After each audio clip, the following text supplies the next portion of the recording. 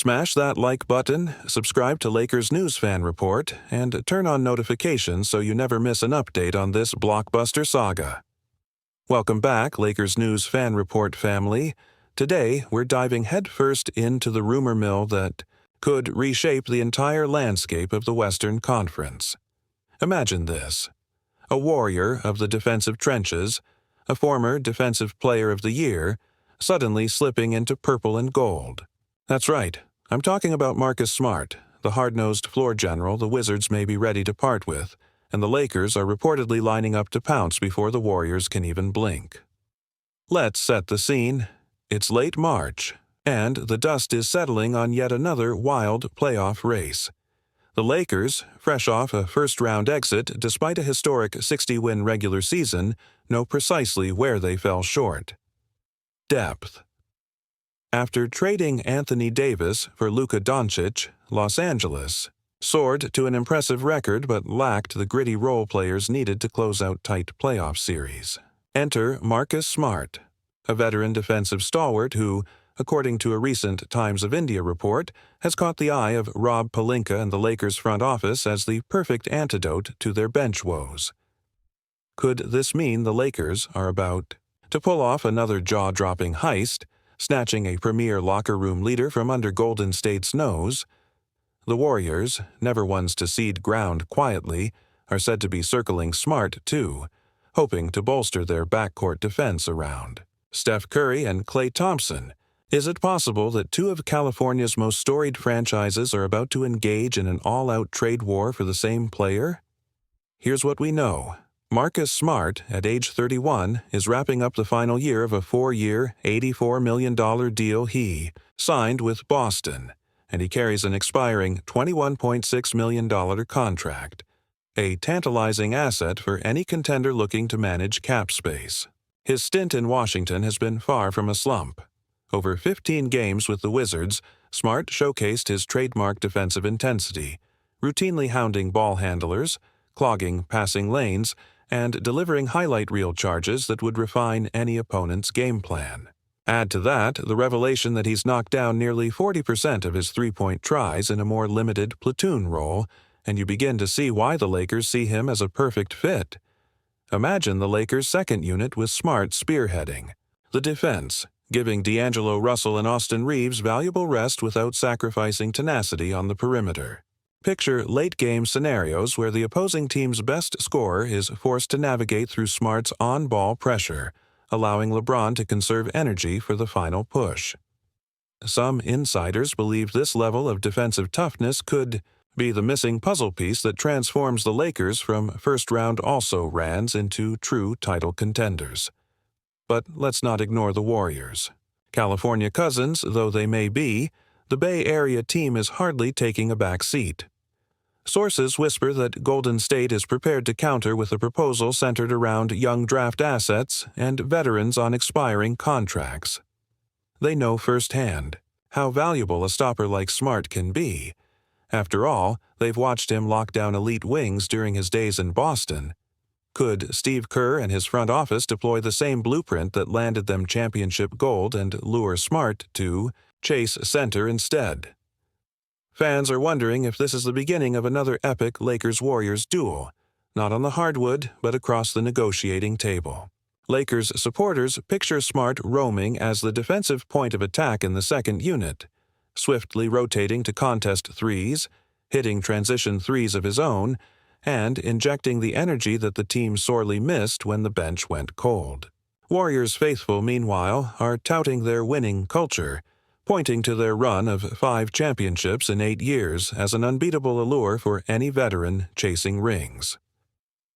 Let's dig deeper into the numbers, because the stats don't lie.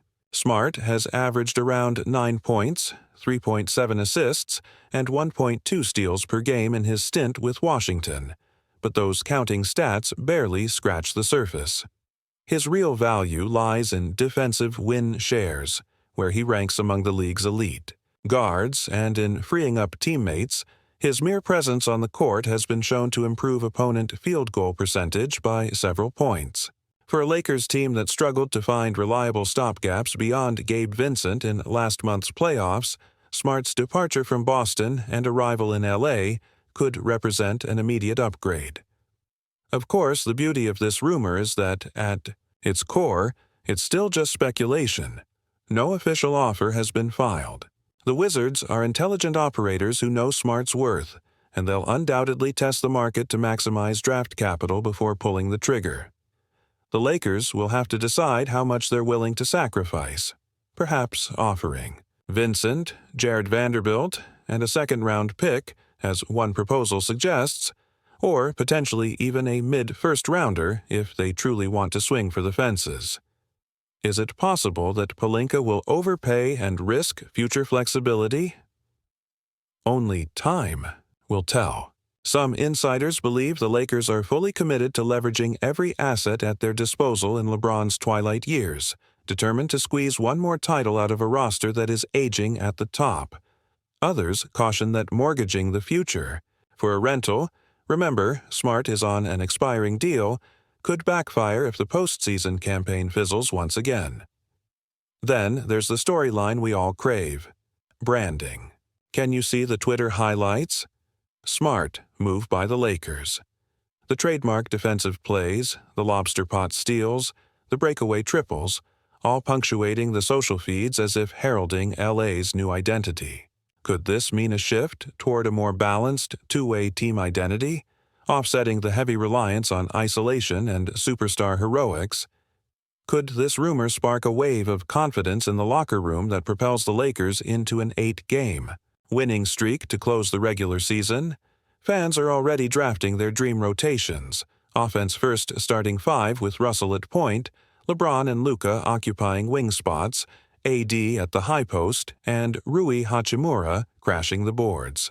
Then the second unit kicks in with Smart at the lead guard, Alex Caruso's newfound veteran savvy, Reeves' shooting, and a defensive-minded forward sliding into wing slots. It reads like the blueprint for a championship contender.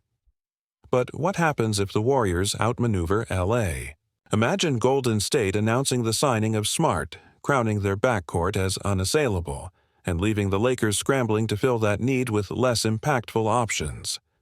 Lakers fans would feel the sting, not just of missing out on a great player, but of losing ground in the ultimate crossover battle of California. Would that spark panic trades? Or would Pelinka quietly pivot, exploring other defensive backcourt options to pick up the slack? And let's not forget the human element: Marcus Smart himself. A competitor through and through, he's spoken openly about chasing rings and the importance of a winning environment. Does he view Los Angeles, with its glitzy profile, storied history, and the chance to chase another title alongside LeBron, as the ultimate dream? Or does he stay loyal to Washington, embracing the challenge of mentoring a young core and helping a rebuilding franchise find its way? Personally, as a Lakers supporter, I believe landing Smart would be a stroke of genius, an injection of grit, defensive acumen, and veteran leadership that could finally tip the balance in tight playoff series. His arrival would signal to the rest of the league that Los Angeles is not content with a deep run. They're gunning for the championship, and they'll beat you with heart as much as talent. But what do you think about all of this? I can't wait to read your thoughts in the comments below. As the trade chatter heats up, let's dive into what life could look like on the hardwood if Cam Johnson does indeed don the purple and gold, and alternatively what could happen if the Warriors pull off the upset, and why both outcomes carry massive ripple effects for our Lakers title hopes. First, imagine Cam slotted into the Lakers rotation. Picture the starting lineup: Russell orchestrating the offense, LeBron leading the break, Anthony Davis patrolling the paint, Rui Hachimura's versatile finishing, and Cam John stationed in that corner, ready to let it fly. That alignment would force defenses to respect every angle. Drive and kick threes would become an automatic weapon. Pick-and-pop actions with AD would become lethal, and LeBron's ability to collapse the defense before dishing to Cam for open triples could redefine heat check. Coach Redick would suddenly have an embarrassment of riches, able to stagger minutes, dial up small ball units, or unleash a lethal second unit anchored by Cam's shooting and Snell's defense. But it's not just about spacing. Cam's defensive. Growth cannot be overlooked. He's earned praise for his on-ball pressure, switching versatility, and ability to contest without fouling. In a conference where perimeter scoring is king, having a two-way wing who can guard elite scorers like Paul George, Devin Booker, or Kyrie Irving could be a game-changer. Imagine late-game scenarios where Cam draws the assignment on the opposing team's best wing, allowing LeBron and AD to conserve energy for key possessions. That kind of matchup flexibility is exactly what championship-caliber teams covet, and what the Lakers have desperately needed. Now, let's consider the flip side. If the Warriors outmaneuver LA and land Cam instead, Golden State would instantly bolster their rotational shooting behind Steph Curry and Klay Thompson, creating a three-headed monster so potent that even the tightest defense would struggle to keep up. For the Lakers, losing out on Johnson could sting, not just because of the on-court loss, but because it might signal a lack of aggression in trade negotiations, or the misjudgment of how precious draft capital and role players should be leveraged at the deadline. And that brings us to the ultimate trade deadline question. Is now the right time to mortgage the future? Lakers loyalists have long debated whether it's better to hold on to first-round picks in hopes of drafting the next star, or to swing hard for a veteran who can contribute immediately. Trading away a first-rounder or two for Cam could tip the scales toward a win-now mentality, declaring that this championship window, powered by LeBron's experience and Luka's unprecedented talent, is worth sacrificing some long-term assets. For a franchise chasing its 18th banner, that's a compelling argument. But if the bid fails, LA risks ending up with depleted draft assets and an unfulfilled promise. Behind the scenes, you can bet the Lakers' front office is weighing every variable: how Cam's contract impacts their salary cap, how his presence affects future free agent recruitment, and how blockbuster trades shape the team culture. Meanwhile, Warriors executives are reminding Johnson of the strength in numbers mantra, the Oracle legacy, and the opportunity to chase titles alongside Curry. Both pitches have emotional hooks, and neither side can guarantee a championship. In New locker rooms across the league, players are talking. Some Lakers veterans reportedly view Cam as a missing piece, someone who can inject confidence and unlock underutilized playmaking wizardry from the duo. Others worry that integrating another high-usage shooter might muddle the offensive roles and chemistry. It's a delicate balance. Too many cooks in the kitchen can spoil the broth, but the right addition at the right time can turn a good team into an all-time great squad. Then there's the intangible yet potent factor of momentum. If the Lakers can announce the signing of a sharpshooter like Johnson right before entering the playoffs, it could send a psychological message. We're not just contenders, we're threats. In the postseason, confidence can be the difference between a first-round exit and a finals appearance. But if they miss on this, the narrative could flip. LA choked at the deadline, while Golden State got even stronger.